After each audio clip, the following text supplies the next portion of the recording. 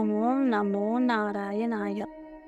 ఈ చొల్లంగి అమావాస్య పూజ వలన ఎంతోమంది అనారోగ్యంతో బాధపడే వాళ్ళని కూడా లేచి తిరిగేలా చేస్తుంది. అంత మహిమాన్వితమైన పూజ ఇది. హలో ఎవ్రీవన్, నేను మీ Neha. Welcome to Neha's home. Chollangi Amavasya February 9th శుక్రవారం రోజు పడింది. ఈ చొల్లంగి అమావాస్య చాలా విశేషమైనది. విష్ణుమూర్తి భూమి మీద వైద్య వీర రాఘవ స్వామి అనే స్వరూపంతో అవతరించిన రోజే ఈ చొల్లంగి అమావాస్య. అమావాస్య రోజు వీరరాఘవ స్వామిని 3 విధులతో పూజించినట్లయితే ఎలాంటి ఆరోగ్య సమస్యలు కూడా రావు. అందులో మొదటిది ఒక ప్రత్యేకమైన దీపం వెలిగించాలి. ఇలా నేను చూపిస్తున్నట్టు ఒక ప్లేట్ కానీ లేదా ఒక బౌల్ లాంటిది కానీ తీసుకొని అందులో బియ్యం పిండి వేసుకోండి. అందులో పంచదారని పొడి కింద చేసి 2 కలపండి. ఇలా కలిపిన పిండిలోనే యాలకుల పొడి కూడా వేసి 3 కలిసేటట్టు నీట్గా కలపండి. ఇప్పుడు నేను చూపిస్తున్నట్టు ఒక గుంటలా చేసి ఇందులో ఆవు నెయ్యి వేసుకోండి. ఉవ్వొత్తును ముందు రోజు రాత్రి నానబెట్టుకోండి. అలా నానబెట్టుకుంటే మరి పూజ చేసే సమయానికి కొంచెం ఎక్కువసేపు వెలుగుతుంది. ఇలా అన్నీ సిద్ధం చేసుకున్న తర్వాత దీపారాధనతో పూజను మొదలు పెట్టండి. నేను చూపిస్తున్నట్టు వస్తువులు లేకపోయినా పర్వాలేదు, కానీ పూజని మాత్రం ఆపకండి. అవి లేవు ఇవి లేవు అనుకోకుండా మాకు స్వామివారి మీద భక్తి ఉంది, ఏం లేకపోయినా పర్వాలేదు అని భావించి చేయండి.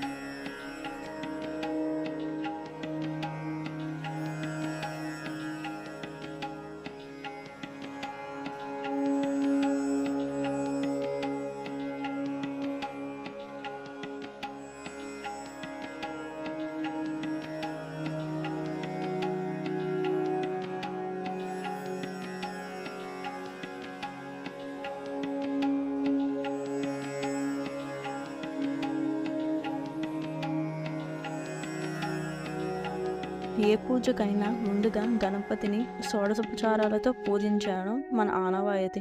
ఒకవేళ మాకు మంత్రాలు రావు అనుకునేవారు గణపతిని ప్రార్థన చేయండి. గణపతిని మనసులో ధ్యానించండి. ఇంకా రెండో విధి ఏమిటంటే, మీకు ఆరోగ్య సమస్య ఉన్నట్లయితే ఒక వెండి కడియం చేయించి స్వామివారి దగ్గర పెట్టి సంకల్పించండి. స్వామి, మీ దయ వల్ల మా ఆరోగ్య సమస్య తగ్గి మాకు మళ్ళా స్వస్థత చేకూరితే తిరువల్లూరు వచ్చి మీ దర్శనం చేసుకుంటాం, ఈ కడియం హుండీలో వేస్తాం అని చెప్పి కడియాలు స్వామివారి ముందు పెట్టి పూజను మొదలుపెట్టండి.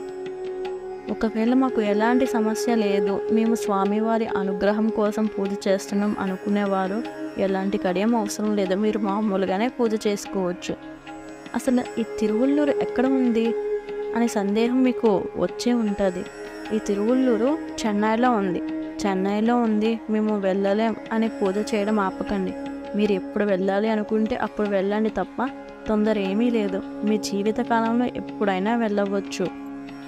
అక్కడ ఉన్న క్షేత్రానికి, ఆ తీర్థానికి చాలా ప్రాముఖ్యత ఉంది. అక్కడికి వెళ్ళడం వల్ల ఆరోగ్యం, మనసు 2 చక్కబడతాయి.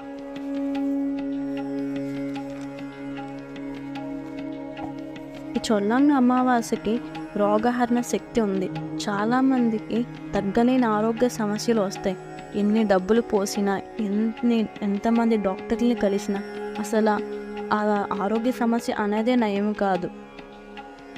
మన ఆరోగ్యం బాగోకపోవడానికి కారణం పూర్వజన్మలో లేదా ఈ జన్మలోనో చేసిన పాపాలు. మనం చేసుకున్న కర్మ వల్ల మన ఆరోగ్య సమస్యలు వస్తాయి. ఈ పూజకి ఆ కర్మను కరిగించే శక్తి ఉంది. అలా అని నియమకానికి పూజ చేయకుండా భక్తితో ప్రేమగా చేయండి. అప్పుడే మన భక్తికి మెచ్చి కర్మను కరిగించేలా చేస్తారు ఆ స్వామి.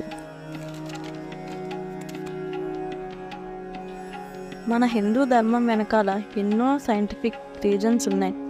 అవి తెలుసుకొని మీ పిల్లలకి కూడా చెప్పండి. పూజలు చేయడం, వ్రతాలు చేయడం వల్ల మనలోని కానీ మన ఇంట్లో కానీ ఎంతో పాజిటివిటీ కనిపిస్తుంది. మనం వెలిగించే అగరబత్తి నుంచి తాగే తీర్థం వరకు ఎన్నో ఔషధ గుణాలు ఉన్నాయి.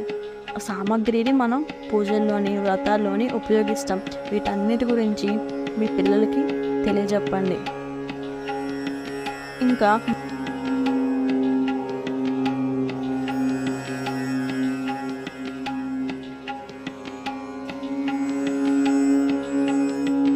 మూడవది ఏమిటంటే, మీ దగ్గర ఒక బావి ఉంటే అందులో మీ ఇంట్లో ఉన్న వాళ్ళందరి చేత బెల్లం ముక్కలు వేయించండి, లేదా వాళ్ళ పేరు చెప్పి మీరు వేయండి. ఒకవేళ బావి లేకపోతే ఇలా ఒక పాత్రలో కానీ ఒక రాగి చెంబులో కానీ నీరు వేసి ఇందులో బెల్లం ముక్కలు వేసి ప్రదక్షిణం చేయండి. తర్వాత ఆ నీళ్ళను పానకంలా అందరూ తాగేయండి, లేకపోతే చెట్ల మొదట్లో వేయండి. చాలామందికి పూజ అయిపోయిన తర్వాత ఈ దీపం పెట్టిన పిండిని ఏం చేయాలో తెలియదు. చాలామంది పూజ అయిపోయింది కదా అని పారేస్తారు. అలా చేయకుండా చక్కగా సలివిడిలా చేసుకొని ఇంట్లో అందరూ ప్రసాదం కింద తీసుకోండి, లేదా ఒక ఆవుకైనా నైవేద్యంగా పెట్టేయండి. అంతేగాని వృధా చేయొద్దు. ఒక వీడియో మీకు నచ్చినట్లయితే లైక్ చేయండి, షేర్ చేయండి and subscribe to my channel.